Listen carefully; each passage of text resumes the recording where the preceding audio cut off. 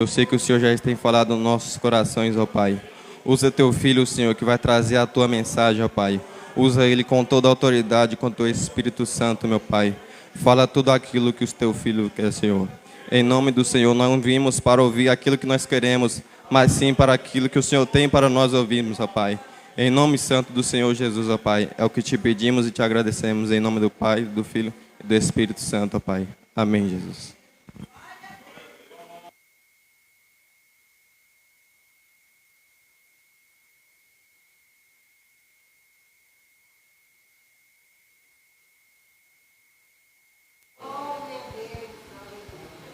A batata dele vai ficar assando, viu?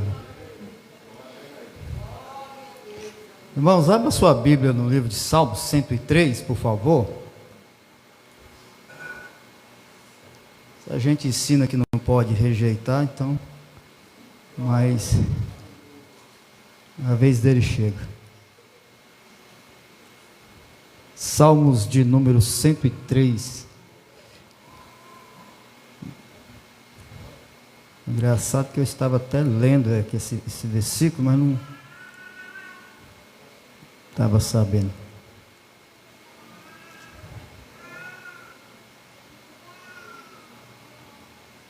Salmo 103, verso 13. Verso 13.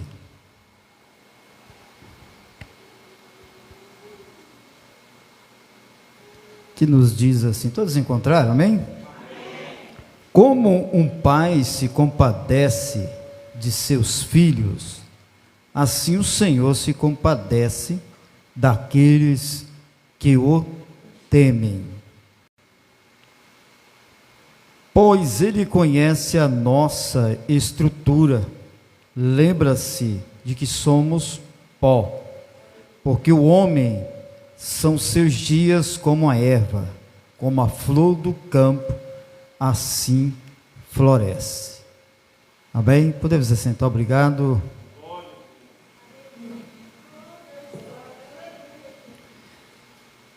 Irmão, hoje pela manhã falar a verdade que esta noite eu passei quase em claro. E a gente acha até estranho. Quando pela manhã eu tinha combinado, mas quando eu cheguei em casa, aí à tarde me deu uma desinquietação para fazer uma visita. E se nós em casa, nós olhamos para o que nós passamos, o que está acontecendo, o que estamos vivendo, a gente entra em um caos de tristeza. E se brincar, entra naquele caos de depressão. Mas não é uma depressão profunda. Diga-se uma depressão que você vai refletir um pouco. Bate aquela angústia que você pergunta a Deus: o que é que está faltando? Porque vem os conflitos. Mas assim como nós temos a sede da presença de Deus, a nossa, vamos dizer, o Espírito de Deus que está sobre nós, ele é constante envolvido a uma reação, podemos dizer uma adrenalina, que o Espírito de Deus está sobre nós, que é o fôlego de vida. E qual é essa adrenalina? Ele é como o batimento cardíaco que nós temos na nossa vida, que faz sobre as nossas veias ter o fluxo sanguíneo movimentar e também promover a oxigenação das mentes e do cérebro. Não sou médico, mas se a gente tenta estudar um pouco, mas se tudo isso parar, não vai promover na nossa vida a testosterona, o hormônio da alegria, porque sem o hormônio da alegria, que ao decorrer da idade a gente vai perdendo ele, vão ficando desanimados, vão ficando sem ânimo de fazer todas as coisas, como se estivéssemos ali prostrados. diminui a movimentação do nosso corpo e os nervos começam a, como se faltar óleo nas juntas. Assim a adrenalina do nosso corpo. E eu parado ali meditando também, o Espírito de Deus, é Ele que faz isto nas nossas vidas, a adrenalina, a oxigenação, dizendo: eu preciso de alimento, eu preciso de uma coligação, porque o Espírito tem a conexão com a alma, e a alma tem que ter a conexão com os céus. E a alma, tendo a conexão com os céus, ela alimenta o Espírito, e o Espírito se torna uma locomotiva que nos faz o despertamento em fazer a obra de Deus, em ver a necessidade. É como que se tivermos uma conexão, Ele dizendo assim, para o sentimento da alma: não fique aí, não fique prostrado, não olhe para o sufoco que você está passando, devido à sua luta, devido ao seu problema, devido à sua situação espiritual. E é a mesma coisa do Espírito dizer: faça para Ele, que Ele vai fazer para você. Como? O Senhor tem o combustível do céu. Nós somos como um carro, precisamos deste combustível para nós podermos movimentar. O que é o combustível? E esse combustível não é só meditação na palavra, não é só nós vimos nos dias marcados de culto para nós estarmos aqui, não é só aquilo para nós cumprirmos com a posição que nós temos na obra de Deus. Não é somente você orar de madrugada, você orar pela manhã, você está aqui à tarde. Não, o combustível de Deus chama-se atitude, posicionamento. Faça para mim e eu faço para vós. Mas de que maneira assim? Se eu estou lendo, se eu estou meditando, se eu estou indo aos cultos, se eu estou fazendo isso, mas o Senhor exige mais de nós. Jesus, na sua ascensão, Ele diz aos discípulos que ali estava evangelista Givanildo. Ele só não diz: fique em Jerusalém, enchei-vos o Espírito. Não, mas Ele diz uma palavra antes: ide, ide. Ide é o mandamento, ide é uma ordenança, ide é uma ordem divina que provém da parte de Deus. Ele não chegou para mim dizendo: meu filho, faça-me um favor. Ele não disse para a igreja: faça-me um favor. Ele não disse em particular para alguém: faça-me um favor. Mas Ele deu uma ordem, um mandamento dizendo: ide, ide, ide. E esse ide não é para nós olharmos para o tamanho do problema que nos sufoca, pastor Thales. Esse ide não é para nós ver o obstáculo que está à nossa frente, que nos impede de caminhar, que nos impede de ter alegria. Não é para esse ide do Senhor, não é para nós ficarmos de olho nas palavras, ao contrário que ouvimos, nas palavras que fere, nas palavras que machuca, nas palavras que ofende, nas palavras que entristece, no obstáculo humano, no obstáculo espiritual. Mas o Senhor diz: ide, ide. Lembra que Ele diz para Josué: não te mandei eu, não temas, não te espante, somente ide, porque eu estarei contigo aonde quer que fores. E às vezes eu meditando, eu fiquei parado e observando, mas dentro de mim, naquela hora acendeu uma chama. Sabe aquele momento que você às vezes está lá para cima e de repente está lá embaixo? Aquele momento que você é um super crente e de repente você recua. Aquele momento que a tua fé está para ressuscitar até o morto, mas de repente a tua fé ofusca, oscila. Aquele momento que você está esperto para falar, mas de repente alguma coisa manda dizer: cala-te. é o que nós enfrentamos, é o que nós passamos. Não adianta ninguém que está aqui dentro bater no peito e dizer: eu não passo por isso. Nós passamos. E hoje o Senhor diz: sai da tua recâmara, vai em tal lugar, vai ali. Sabe por quê, irmão? Porque o Senhor está conhecendo a necessidade de alguém. O Senhor, Ele não quer usar Maria, Ele não quer usar o Pedro. O Senhor, naquele momento que Ele diz: eu quero é te usar, eu não quero usar ninguém a qual você chamou para estar contigo. Eu quero é te usar. O compromisso que eu tenho com aquela vida é contigo.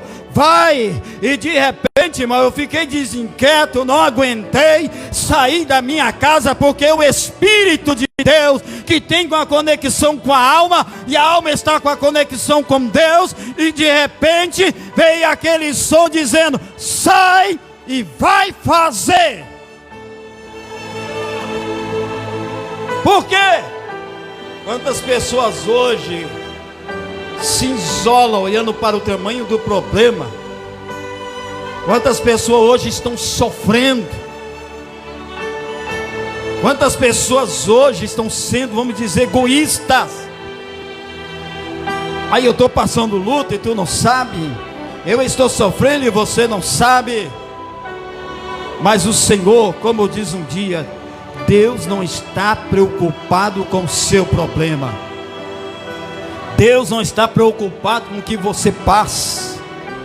Deus não está preocupado com o tamanho da sua dor. Deus não está preocupado com quem fala de você, que toca em você.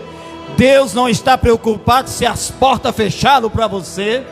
Deus não está preocupado com o tamanho, a gravidade da sua enfermidade. Deus não está preocupado se alguém da tua casa precisa ser salvo. Deus não está preocupado se as suas finanças estão desajustadas. Deus não está preocupado se às vezes a tua luta é grande, se você hoje está para cima, está para baixo, está com uma autoestima animada, depois está com a autoestima para baixo. Deus não está preocupado se o vento assopra na tua casa. Deus não está preocupado se tem alguém dependente que a você ora para salvar, para libertar. Deus não está preocupado com isso. O que Ele está preocupado é que nós façamos para Ele e Ele faz para nós. Os reis daquela época, pastor Thales, não ia para a guerra antes que Deus dizia: vai. Antes que Deus dizia: eu vou hoje, vai que hoje eu entrego os inimigos nas tuas mãos. Deus não estava preocupado se o exército inimigo vinha avançar para ir contra Israel. Não, isso não assustava ele, não preocupava ele, não. Mas enquanto os reis Israel se preocupavam dizendo: vamos perecer, vamos morrer, e Deus não fala nada, Deus não manda avançar. Até agora Deus não deu nenhum sinal. Assim às vezes sou eu e você, somos nós. Entramos em desespero da vida, entramos em pânico da vida. Será que Deus é comigo? Será que o Senhor vai fazer por mim? Será que o Senhor vai abrir essa porta? Será que o Senhor está na frente?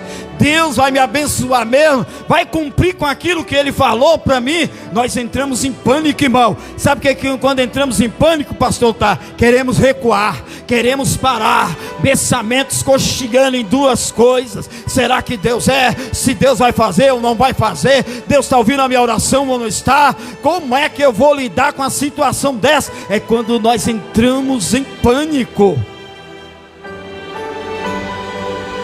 Discípulos entraram em pânico: vão morrer agora, o barco não vai aguentar. É o pânico do ser humano. Quando entra no pânico, não lembra que Jesus fez uma promessa. Quando entra em pânico, esquece que o Senhor está com ele ou com ela. Quando entra em pânico, esquece que o Senhor vai cumprir com aquilo que Ele falou, que Ele não é homem para mentir, Ele é fiel para cumprir.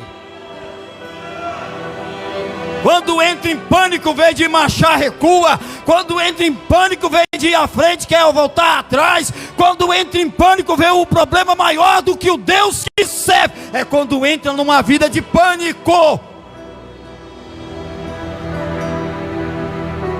É a forma que nós entramos.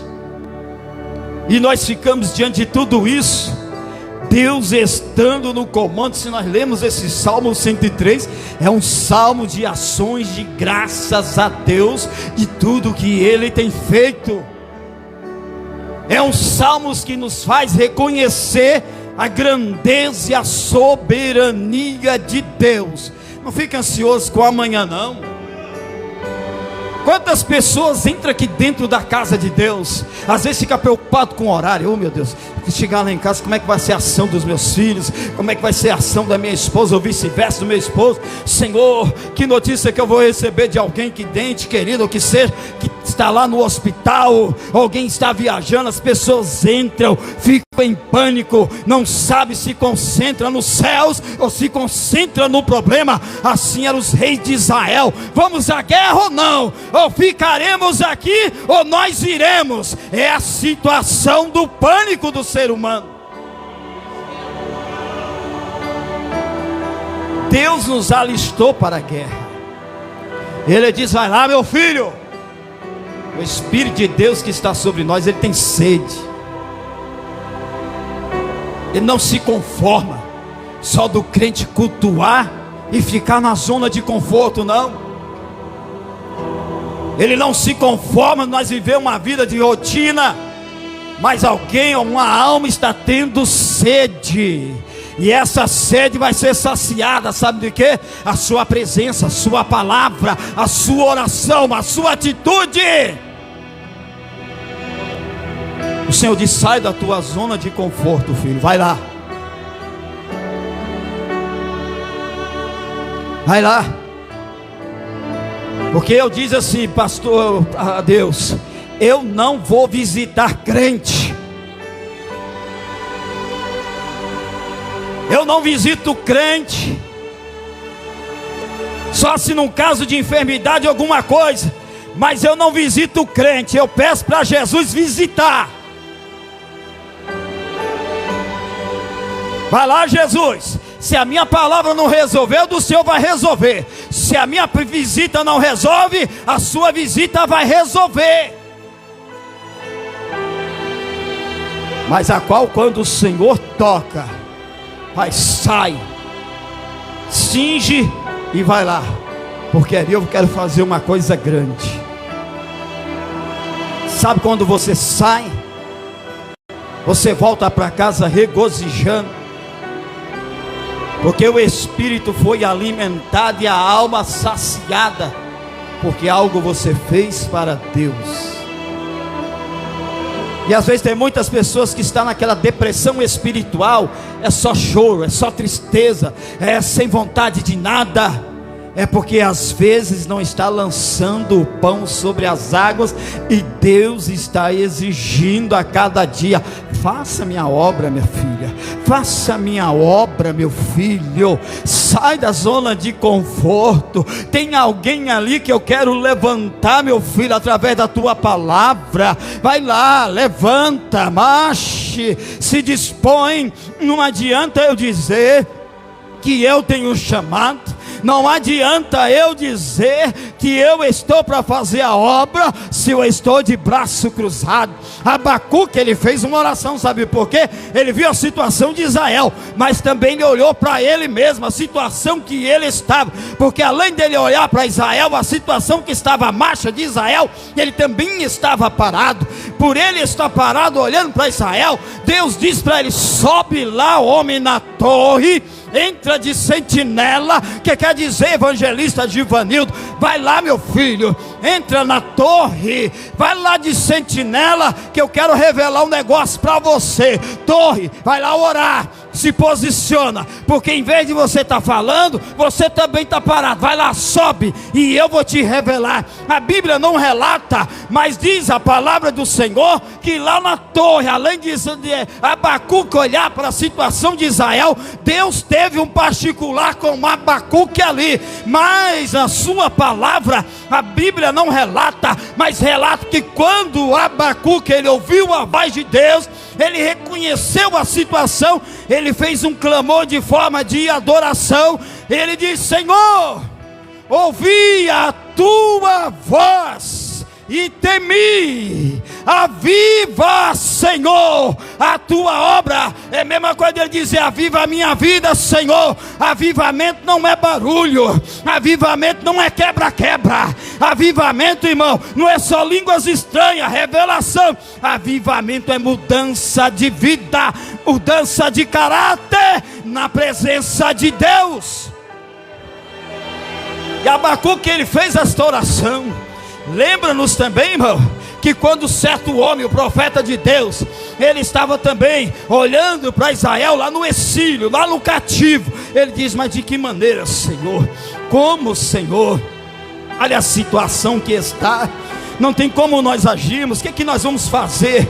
E agora nós servimos a um Deus que tem promessa, a um Deus que tem fama, que por onde passa Israel, o Deus de Israel faz o seu povo vencer as batalhas. Hoje nós estamos aqui de cativo, hoje nós estamos aqui, no exilado, Senhor. O que está acontecendo?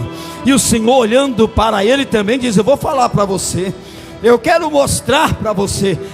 Dá uma olhadinha, se nós olharmos lá no capítulo 5 de Jeremias, lá no verso 1, o Senhor vai dizer: Jeremias, vai lá nos valados, vai lá sobre as ruas, vai lá nas esquinas, olha lá, Jeremias, vê se você vê um homem, vê se você vê uma mulher que fala do meu nome, que está proferindo, se está andando reto na minha presença. Sabe o que aconteceu?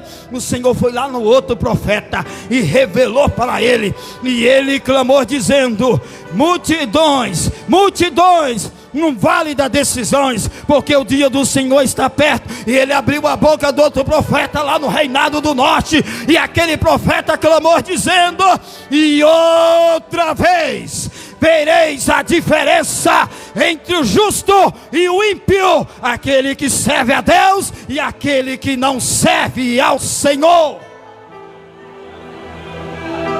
Nós vivemos em uma época, por favor, coloque sobre os vossos pés. E o Senhor diz no verso 13: como um pai se compadece pelos seus filhos, assim o Senhor se compadece daqueles que o temem. Está difícil lá na casa, está difícil no emprego, está difícil com a família, está difícil com a situação. A vida espiritual é só assim, sobe e desce, sobe e desce. Está difícil. Nós somos a igreja do Senhor, a noiva do Cordeiro. Vamos fazer como diz o criado de Abraão, Eliezer, que representa o Espírito Santo. Ali chegou aquela jovem bonita, lá daquela cidade. E quando aquela jovem por nome Rebeca, ela chegou, e olhando para ela, Eliezer viu que ela desceu, encheu o cântaro e subiu. Rebeca representa a igreja de Deus, representa a mim, representa você, representa nós. Em vez de nós dar lugar à tristeza, em vez de nós dar lugarmos àquela depressão espiritual, em vez de nós olharmos para o tamanho do problema, que as portas se fechou, a minha família está desse jeito, a situação está desse jeito, mas Eliezer, que o Espírito Santo de Deus está olhando para mim, para você, para nós, está querendo posicionamento. Como?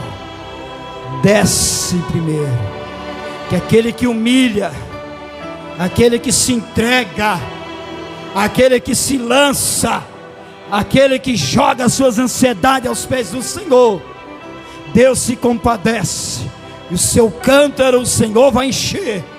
Enche de água ou enche de azeite. Água é a palavra, água é a presença, azeite também é unção, azeite também é autoridade. Azeite é a presença de Deus. Azeite representa um homem. Azeite representa uma mulher. Azeite representa uma moça. Azeite representa um rapaz. Azeite representa um obreiro. Azeite representa uma criança. Azeite representa a igreja cheio da presença, da unção, da alegria, da autoridade de Deus. Quando estamos cheios de Deus, não tem tristeza, não tem desânimo, não tem barreira, não tem chuva, não tem sol, não tem família, não tem nada que impede de eu, de você, de nós fazermos a obra de Deus. Quem não quer fazer, diz a ele ou a ela: sai da minha frente. Se você não quer, eu quero, eu vou fazer a obra de Deus. E Deus está à procura, como diz Ezequiel. Ele olhou lá do alto, olhou para os muros de Jerusalém, e pelas brechas ele procurou alguém para que pudesse tampar as brechas. Deus está à procura de um homem, Deus está à procura de uma mulher. Aqui dentro tem? Aqui dentro tem? Se aqui dentro tem, vem aqui à frente. Vem aqui à frente. Vem.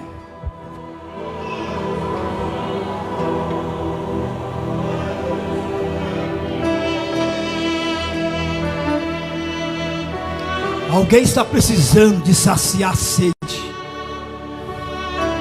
E você tem essa água para levar. Você tem um pão para levar. E às vezes fica de braço cruzado, acomodado, olhando para o tamanho do problema, da luta.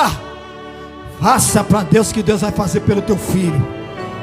Faça para Deus que Deus vai fazer pela tua filha. Faça para Deus que Deus vai fazer no teu esposo, ou vice-versa, tua esposa. Deus vai agir, porque Deus prometeu. Se não cumprir naquele dia, aí eu vou ficar aqui quieto, eu vou me isolar. Deus não resolve, Deus não faz. Não haja assim não, meu irmão. Não haja assim não, minha irmã. Disponha a Deus. Você quer o azeite? Eu preciso do azeite, necessito do azeite, e quero desse azeite na minha vida. O amanhã quem cuida é Deus, não é você não. Nos seus negócios quem cuida é Deus, não é você não. Deus prometeu, Ele vai cumprir. Está revoltado com Deus por quê? Está chateado com Deus por quê?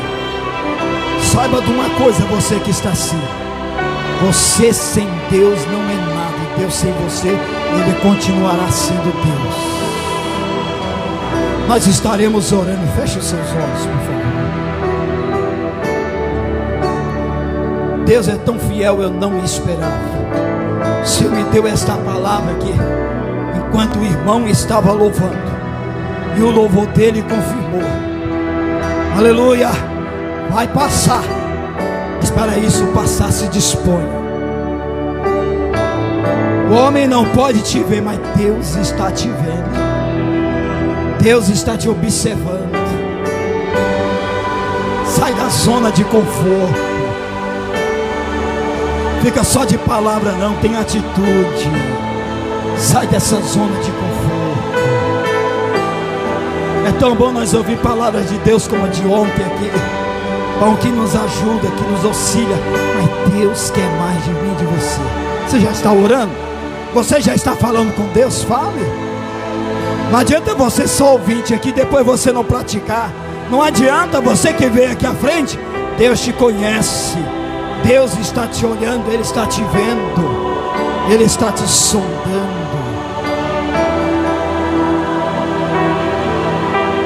Glória a Deus. Um minutinho, por favor.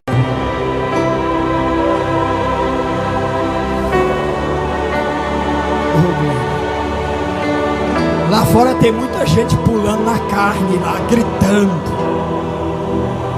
E nós que conhecemos a verdade, às vezes viemos aqui, não temos paciência.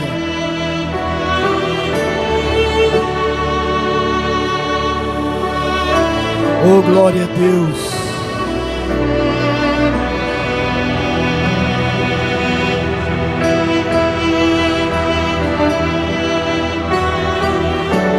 Glória a Deus. Quantas pessoas estão aguardando algo da parte de Deus? Quer usar a tua boca, mulher? Ô mulher, para de reclamar. Para de olhar para o tamanho do problema. Para de olhar. Deus quer te usar, mulher. O homem, sai da zona de conforto, varão. Passa para Deus para Ele fazer para você. Age para Ele agir para você. Quer bênção? Faça para Deus. Quer vitória? Faça para Deus. Quer ver promessas se cumprir? Faça para Deus. Deixa de rotina. É uma vida de rotina. É só no dia de culto. É só nisso e naquilo. Não. Deus quer mais de nós. O Espírito de Deus que está em você, Ele está com sede. Ele quer ter mais conexão com os céus.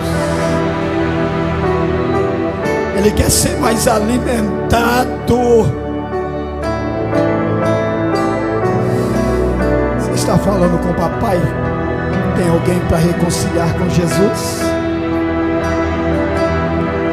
Tem alguém que quer reconciliar?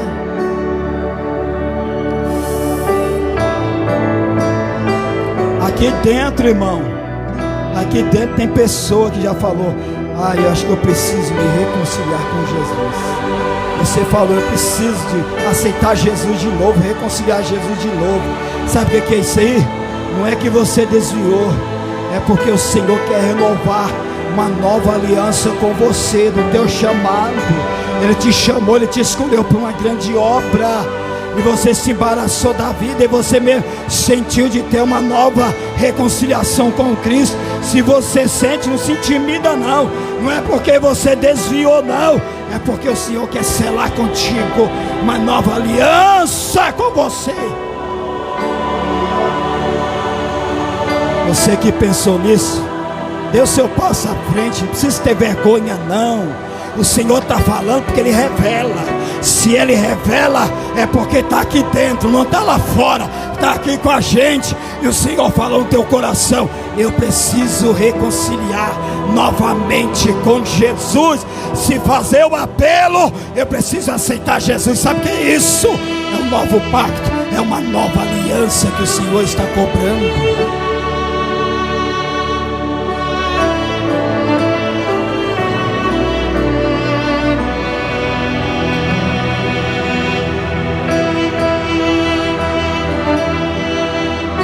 Seu filho,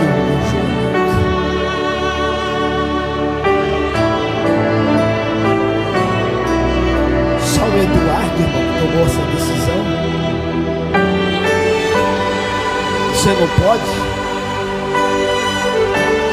Você está com vergonha? Você está olhando para o seu status pessoal ou a sua vida espiritual diante de Deus?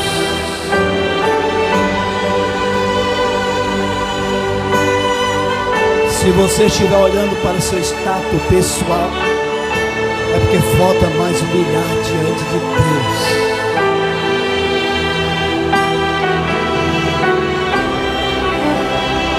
Vamos estar orando.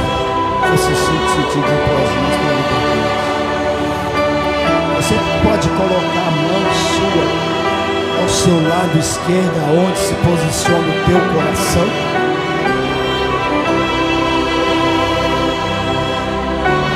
Você mesmo vai ter uma palavra profética diante de Deus. Estamos em uma semana carnavalesca, feriado. E quantas vezes nós ficamos aqui questionando com o problema? Milhares e milhares de legiões de demônios estão ceifando vidas lá fora. Enquanto não é acidente, é homicídio. Enquanto não é homicídio, é suicídio. Quanto desastre